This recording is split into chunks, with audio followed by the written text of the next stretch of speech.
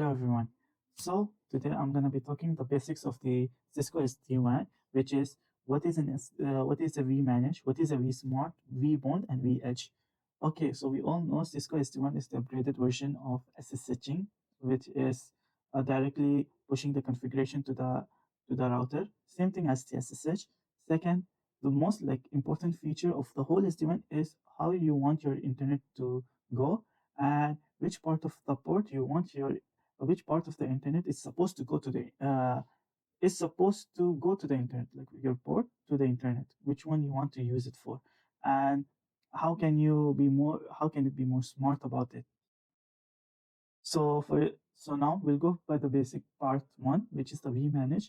Now Vmanage is the dashboard, everything you have the configuration. It's the SD part of the Cisco, which is software, right?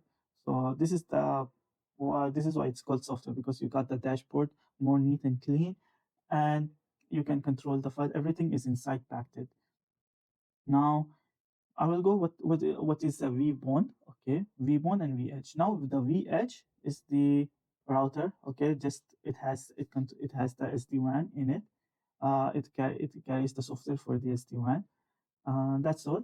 Then second, the vbond. I will download this from the Vmanage. Okay, from here we will download first we will input everything from the router, the serial number, the location and ID, the IP address. We will take all those information. In the Vmanage, there's a section for the when adding the router. It will authenticate with the Cisco. Okay, so if it's given from the Cisco, it's gonna read that serial number. Now it will give out us that configuration. So that configuration is called the boot up. It will boot, and once you plug it, start it on, put the connection in, it will if it's successful, it's gonna directly connect it. So that whole process is called the V1 and orchestration. Now the Vsmart and the vController is the main one. So what is a Vsmart? Okay. Oh, by the way, Vsmart and vController means, both of them means the same thing. It's just that the Cisco people, they changed the Vsmart to the vController, because how you want your ISP link and your normal HQ to pass. So that was it. Now, what's the difference between this old traditional Cisco and the new SD-wan? What do they do differently? So the main thing of all of them is the OSPF part, overlay. Instead of the OSPF, they use the overlay management. So to connect to their organization, which is your own office, you guys will have the OSPF link, okay? But to pass them through, they will be using an overlay management, which you will have a second line of configuration for that. Then the word centralized will come a lot, and you're gonna think, what is this centralized mean? Now to go how centralized itself, as what the word says, centralized.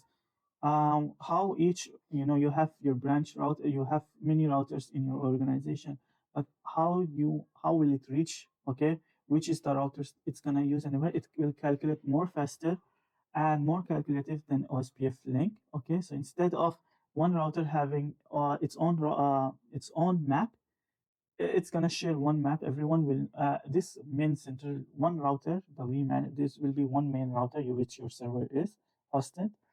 This part will calculate the routes on how to reach to yourself, to this server. So that's the the highlight of all this SD-wan part. Now I had more conversation about what is it actually about. I didn't understood that it's talking about the MPLS line and the internet line.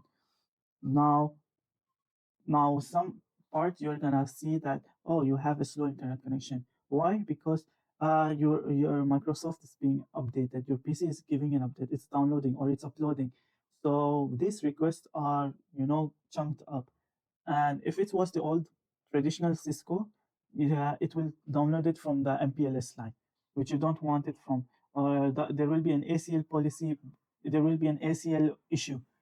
So now, it's what I'm saying is that the internet part and the MPLS line, they clash, and it makes it slower. So when you're trying to send a request, you're gonna see the other branch cannot send they cannot download or their internet. So this makes it way easier.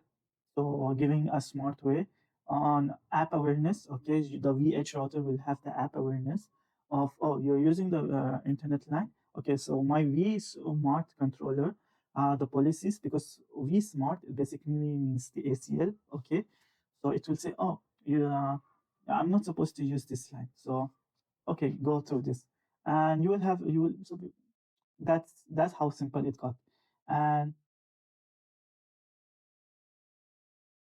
and that's what it's all about. So thank you for. I hope you understood what I'm. I hope this was easy to understand, and thanks for watching my channel. Thank you. Also, just in short, okay, Vmanage is the dashboard. Vsmart is just your ACL policy telling that, hey, use this line. Not this more smart way to use the ACL. Vbond is you writing the configuration and everything, but instead, you'll get the configuration is pushed from the SD to the router, and the VH is the router itself. Just the PS5. It's like the PS5. For I don't know why I said that PS5, but what I mean is that it's the sd-wan. Sd-wan downloaded in the router.